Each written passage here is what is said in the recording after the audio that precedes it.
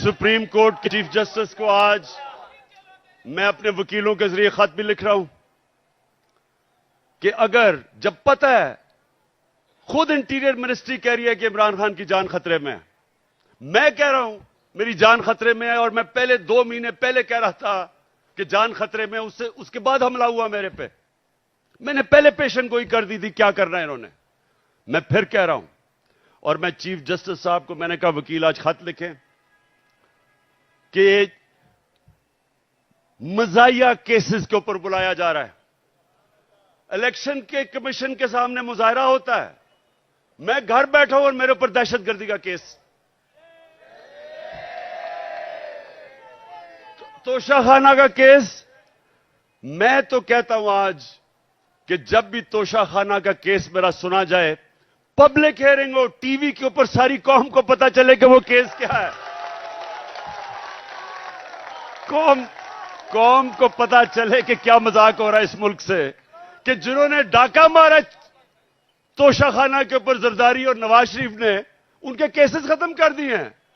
और जिसने, और इंशाल्लाह ओपन हियरिंग हो, सारी कौम के सामने पता चले तोशाखाना केस क्या है। मैं चैलेंज करता हूं कि सारों के केसेस देखें, और अगर किसी ने कोई भी गैर कानूनी चीज तोशाखाना में ने की, उसका नाम इमरान खान निकलेगा। और मैं चीफ जस्टिस को हम ये खत लिखेंगे मेरे वकीलों के जरिए कि जब पता है कि मेरी जान खतरे में है, लाहौर हाई कोर्ट गया और इस्लामाबाद गया, कोई सिक्योरिटी नहीं थी, और जबकि जिसने मुझे गोलियां मारी वो नवीद जो है, क्योंकि उसकी जान खतरे में है, उसको वीडियो कॉन्फ्रेंस के ऊपर उसे अदालत में वो बात करता है।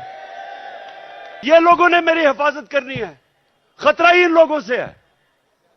और इसलिए मैं चीफ जस्टिस को कह रहा हूं कि जब नवाज शरीफ जेल में था तो हमें हुक्म आया, मैं प्राइम मिनिस्टर था, कि अगर इसको जेल में कुछ हुआ तो आप जिम्मेदार हैं, हम जिम्मेदार हैं।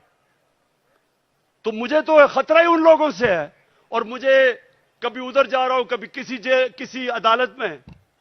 तो मैं आज चीफ जस्टिस साहब को इसके ऊपर लिखूंगा कि कौन जिम्मेदार है कि जब बार बार मुझे ये जाली केसेस पे बुला रहे हैं, और जब भी मेरा केस हो, और मैं चाहता हूं कि सारी कौम के सामने आए कि इमरान खान के ऊपर कौन से केसेस हैं, ताकि पता तो चले कि ये डाकुओं के अरबों रुपए के केसेस, हर किस्म का जुर्म किया है, वो माफ हो रहे हैं।